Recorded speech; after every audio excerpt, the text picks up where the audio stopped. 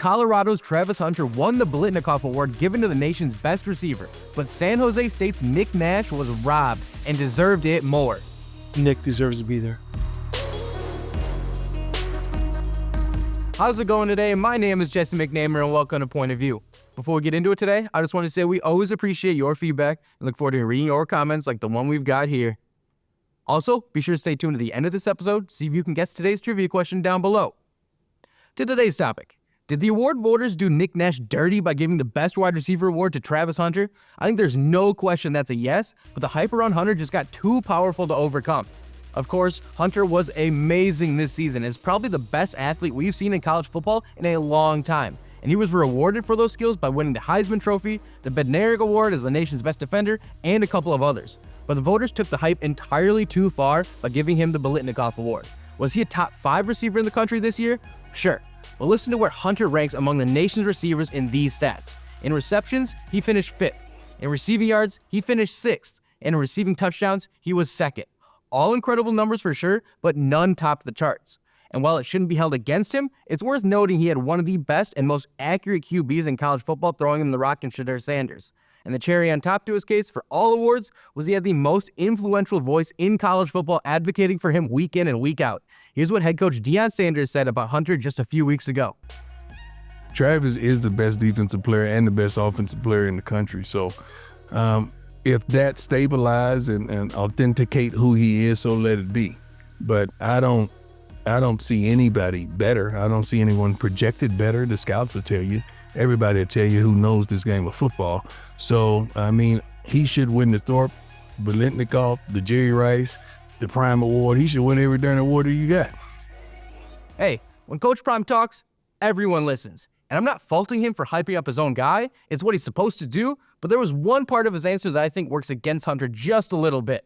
He said scouts will tell you he projects to be the best at both positions he played. And that's a reason to give him the awards.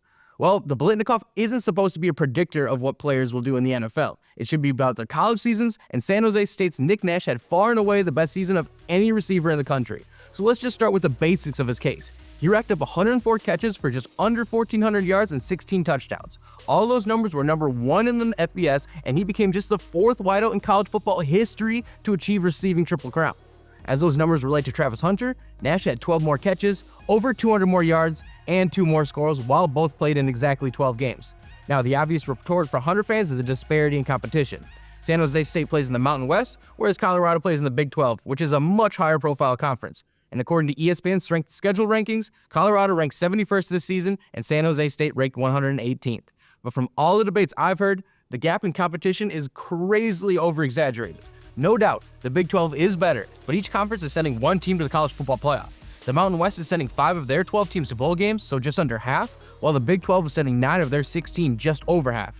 Taking it a step further, 2 former Pac-12 teams, including the Buffs, tied for the best record of the Big 12 this season, whereas the Pac-12 teams that played a pseudo-conference schedule against the Mountain West wouldn't have, and in fact, they underperformed mightily. Yes, Oregon State and Washington State aren't as good as ASU and Colorado are this season, but do you know who they were better than last season? ASU and Colorado. So if anything, I'd argue the Mountain West is overlooked as a football conference. They've got great players too, and Nash dominated all of them. Again, he did something that only 3 other receivers have ever done by leading the nation in all major receiving stats. Thousands of guys have come through these non-power conferences and not achieved the Triple Crown. So what Nash did can't be undervalued. So while I understand how Hunter ended up with the Biletnikoff Award, I just don't agree, and I know a lot of people out there are on my side.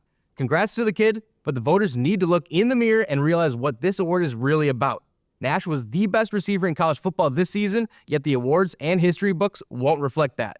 If we really want to get into it, I'm not convinced Travis Hunter was even the best receiver in his conference. For more on how Arizona's Teteroa McMillan is the NFL's next star wideout, check out this past episode of Point of View. And the moment you've been waiting for, here's the answer to today's trivia question. We appreciate you tuning in. We will see you in the next one.